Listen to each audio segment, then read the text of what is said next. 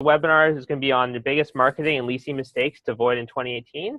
So we're really happy to have a great panel of speakers right now. So first we have Darren Henry. So Darren has over 10 years of experience tracking and advertising within large organizations. He's currently the president of Lead Managing. So they have a platform that converts leads to appointments instantly. So go check that out. Next we have Alex Jackiw, who's the president of Millhouse Management. So Alex oversees a portfolio of properties in the nine-state area. She's also the former chairman of the National Apartment Association. Finally, we have Leonard Drimmer. Leonard's the CEO of Property Vista. So Property Vista provides solutions for property managers. Leonard also has 20 years of property management experience, previously running one of the largest property management companies with over 30,000 units. So without further ado, I am going to take it over to Darren, who's going to talk to you about lead marketing and tracking. Hi, everyone. As Ben introduced me, my name is Darren Henry. It's a pleasure to be speaking with you today. What we wanted to just cover as we're talking about lead marketing and tracking is ultimately everything that we do has an influence on people. Now, Ben, can you just pass me the mouse control, then I'll click on through? There you go. Super. Okay, let's see. So this is what we have an impact on. I was searching the internet just recently and I was just saying, okay, what makes our jobs or people's jobs in our industry stressful? And this was a first-time property manager, and they said in the past month, I've cried 6 times, I've become mean, and it feels like there's never any time of the day to get things done. And what are some suggestions that you can give besides vodka every night? And ultimately, what we want to do is help you avoid these types of scenarios. The problem is in our industry, it can be stressful. But before I continue, let us start with some poll questions. So let's start off with the first poll question about who currently, can you pop that one up? Who currently profiles all of their prospects? And also, do you use an integrated online booking tool? So if you would just take a moment, click on yes or no. For both those questions, we'll give you about 10-15 seconds. And then what we'll do is Ben will actually click on what results we have so far in just a moment. Yep, so I see almost all of you guys are responding here.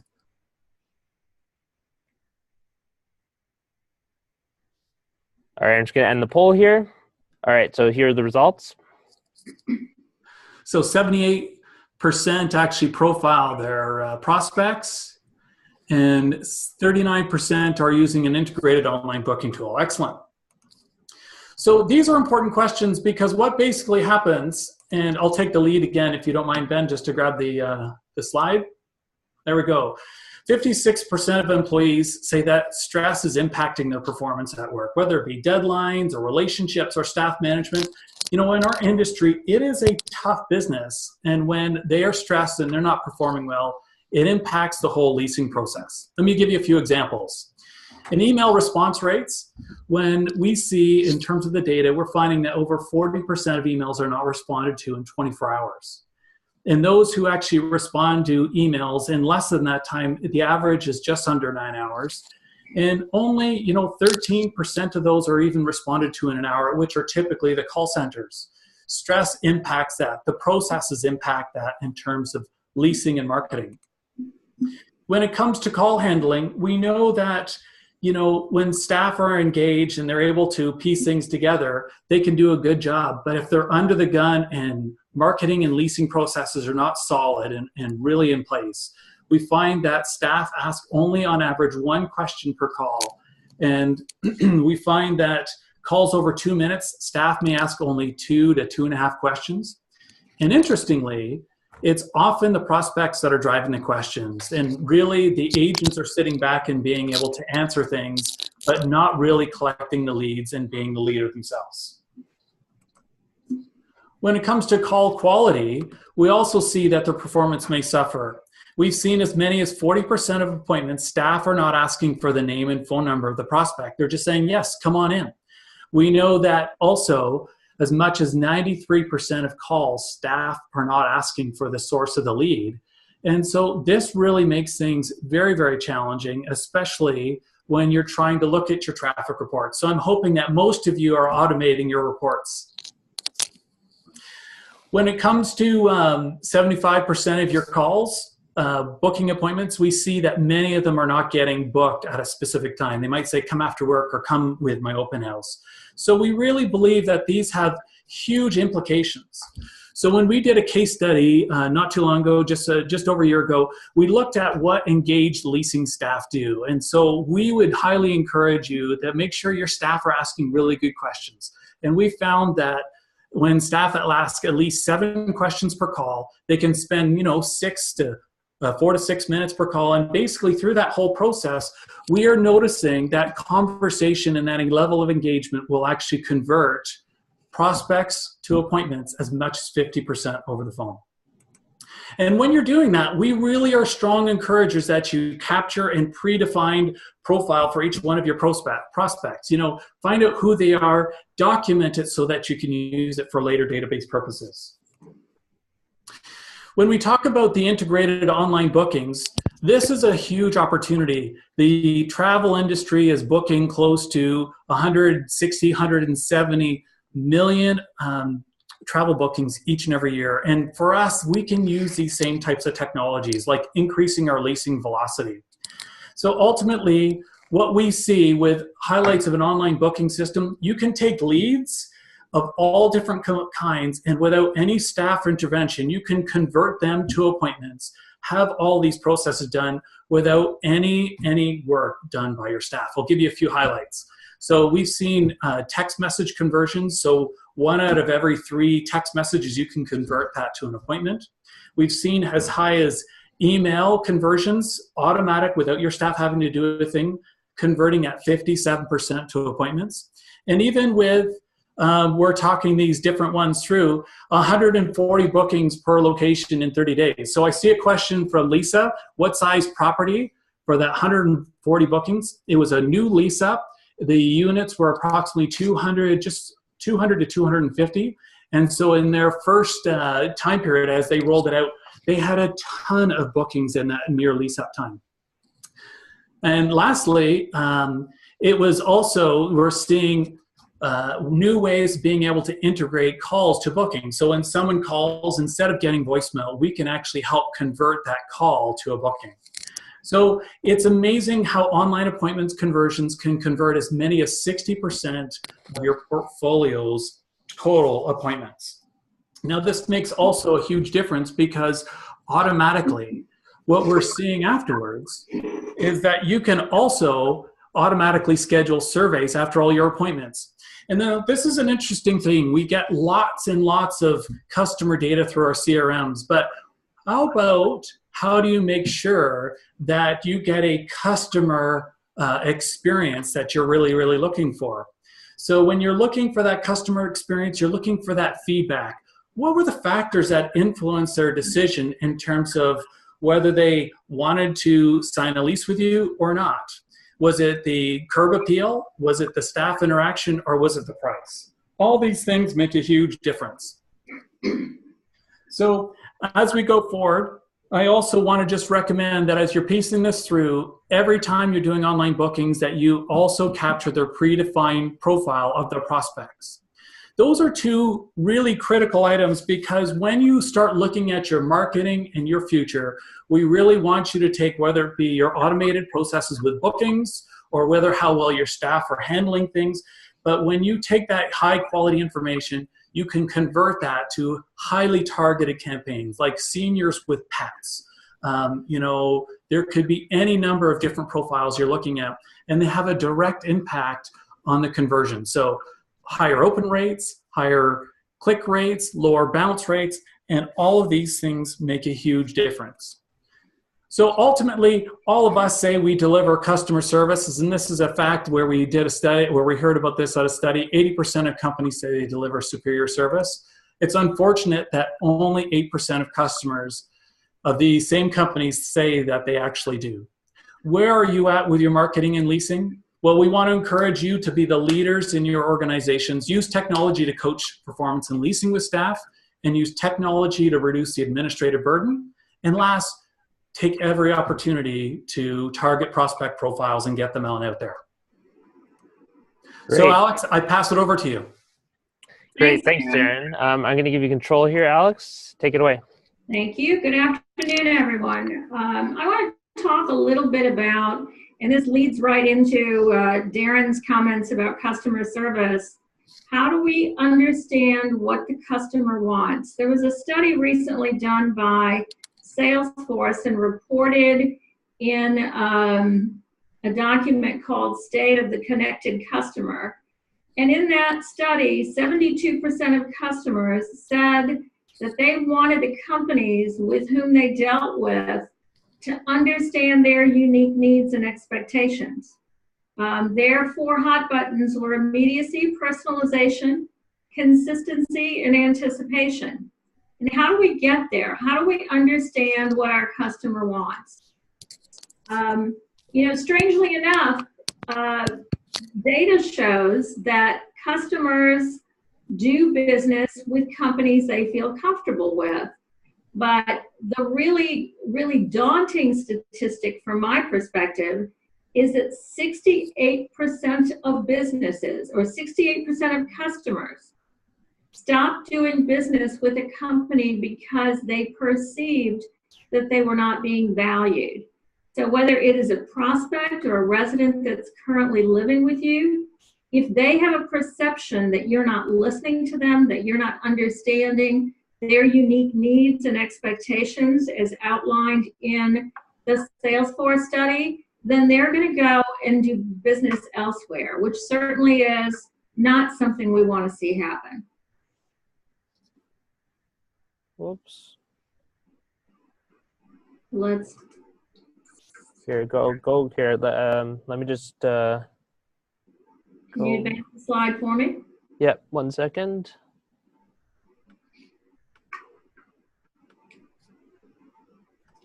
We apologize for the little technical difficulty. So when you look at businesses that really do well and really understand their customer, whether they're large businesses or small businesses, they are constantly listening to the customer, always taking note of what kind of changes there are in behavior.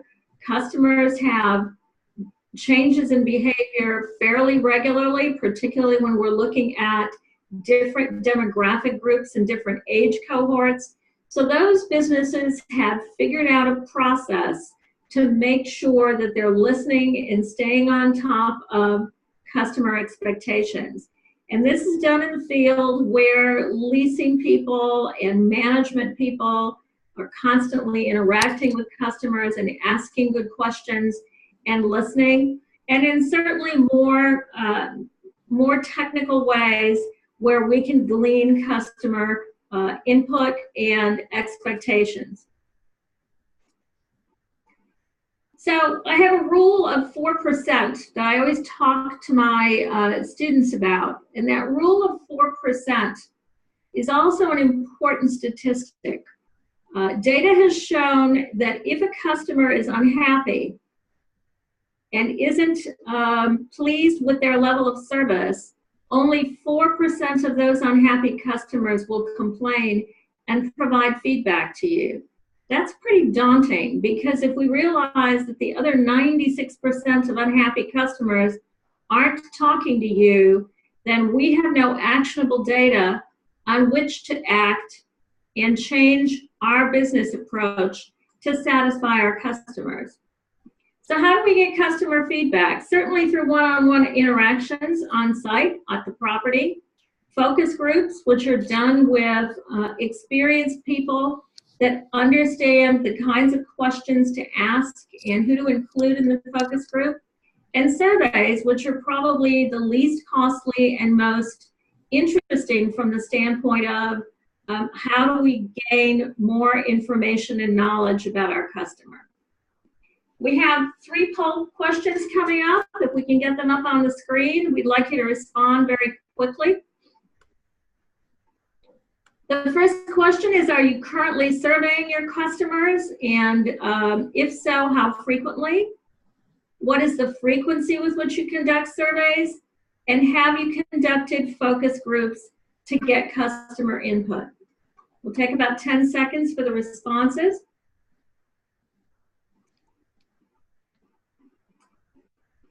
All right, we're just going to wait 5 more seconds. Everyone's getting their responses in.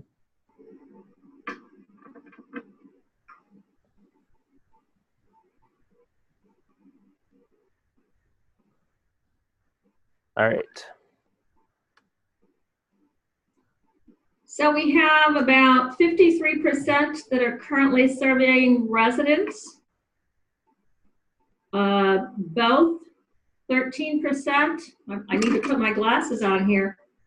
Both is about 13%.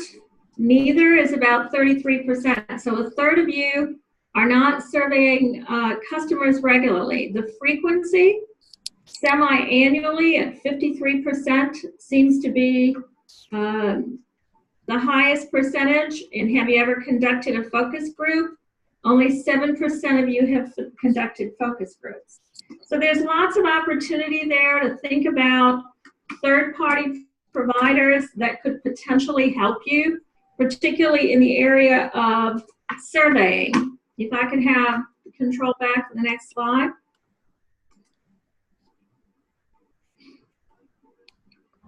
So our company does third-party surveys regularly. We poll 1/6 of our residents every single month and compile that information on a quarterly basis. And the questions that are asked include things like, on the resident side, certainly how we're doing, professionalism, condition of apartment, very, very specific questions and opportunities for residents to comment.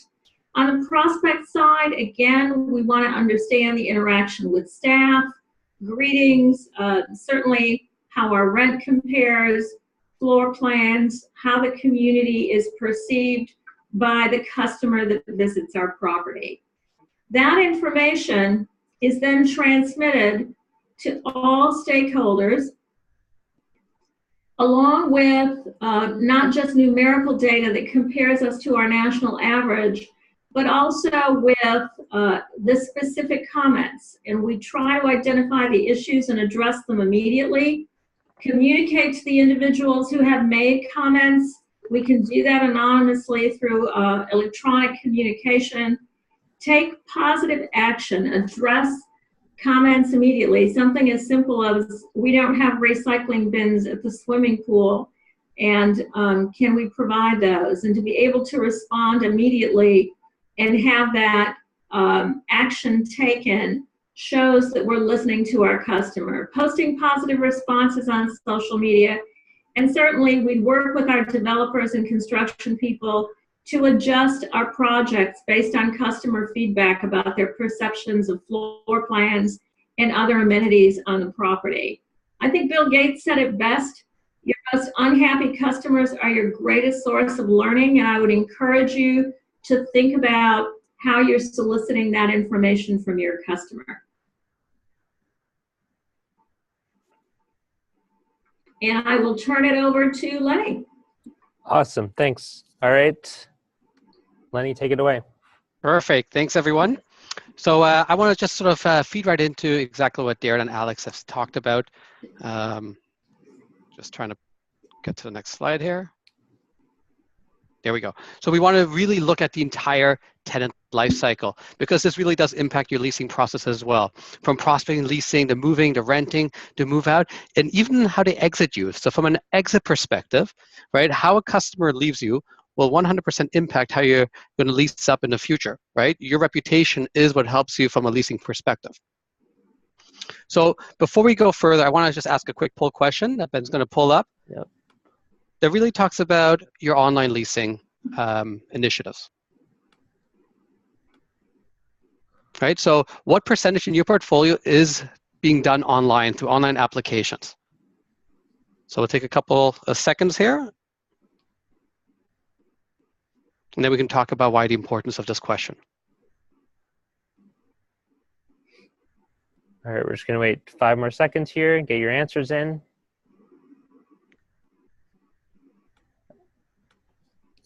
All right.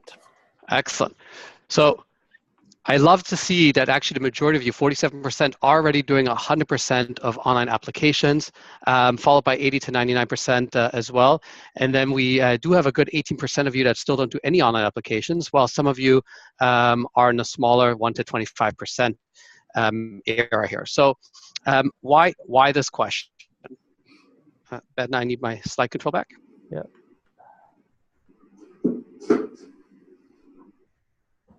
Excellent.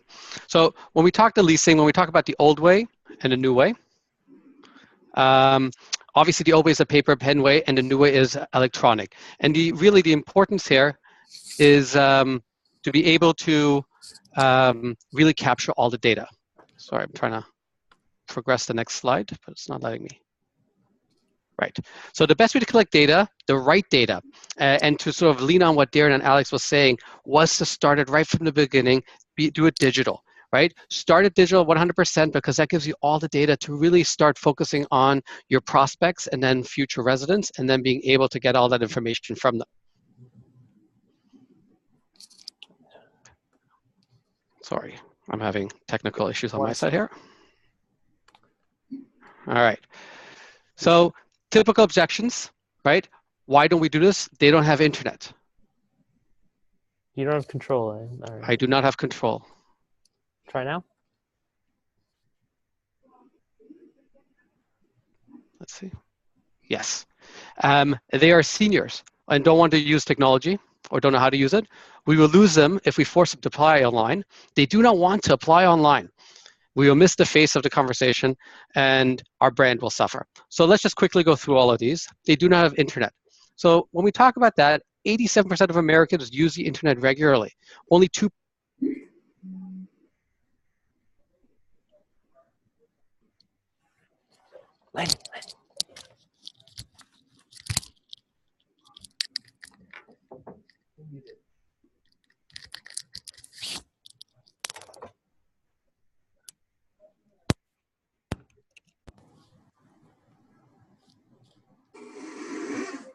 We can't hear you, Lenny. Just try to say something.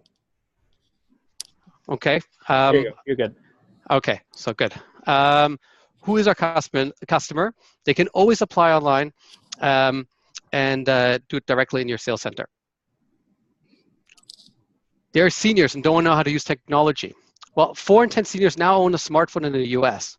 And what about their kids? They can help as well. We will lose them if we force them to apply online. The real question then is, if you're actually going to lose someone because they don't want to apply online, what is the value proposition you're giving in your community? Because if that's the only reason they're not going to rent from you, you have bigger problems. They do not want to apply online, right? So that is a typical objections. Well, you want to serve them to the best way possible. You will need to explain this to them. No exceptions. They can always do it in person in the leasing center. But the question and the key factor here is you want to do it online. And we will miss the face-to-face conversation. Well, if you did a great job doing your lease up, right, you've already built that relationship. You want to appreciate that that you want to capture information, and more importantly, most people want to go and do it at their own time, right? For example, at 2 o'clock in the morning. Our brand will suffer. Well, the fact actually is your brand will suffer if you do not go 100% digitally. Why? Because it gives you 100% consistency, 100% correct data, and better communication flows and management ability. I'd like to sort of end it with, always remember the 80-20 rule, right? In 80% of the cases, you will get this done. You will have 20% of objections. Have a backup plan for the 20%, but make sure that plan is 100% digital. Review your value proposition for your community. Online applications will not be the reason you're not renting. You got to always remember that, especially when you have objections from your staff themselves. And finally, change management. Change management is the most difficult thing as you try to implement this. Stay strong. Think of all the benefits that you will have. Automatic follow-ups, real-time availability, real-time pricing, accurate data, right? Leasing automation and time savings. The list goes on and on and on, right? As you ensure that everything is digital. All right. So that concludes our main talking. If you guys have any questions, I ask you to jump in now. So I'm just going to go over, summarize the top 10 biggest mistakes to avoid in 2018. So just summarize everyone's points. So number 1, lack of focus on customer experience. So they're not just data points in your CRM. We need to remember that. Not enough awareness. every touch point is with a prospect impacts the company's brand. Not finding out what channels convert best for your desired prospect profile and automate it. Focusing on demographics, but not psychographics. Not segmented by your market by unit type. Not doing outreach on a consistent basis. Not updating your resident and prospect profiles continually. Not doing 100% digital for applications and leasing. Bad reviews will limit your leasing activity. And finally, not focusing on customer experience. So with that, I'd like to thank everyone for joining us for the webinar. So join us next month. We're going to be doing one every month on different topics. I'm going to send a survey after this so you can choose what type of topics you're interested in. February's is going to be on credit and background checks. So I hope you guys check that out. Thanks again for our panelists, Lenny, Alex, Darren. Thank you. Yeah, everyone have a good day. Thanks, everyone.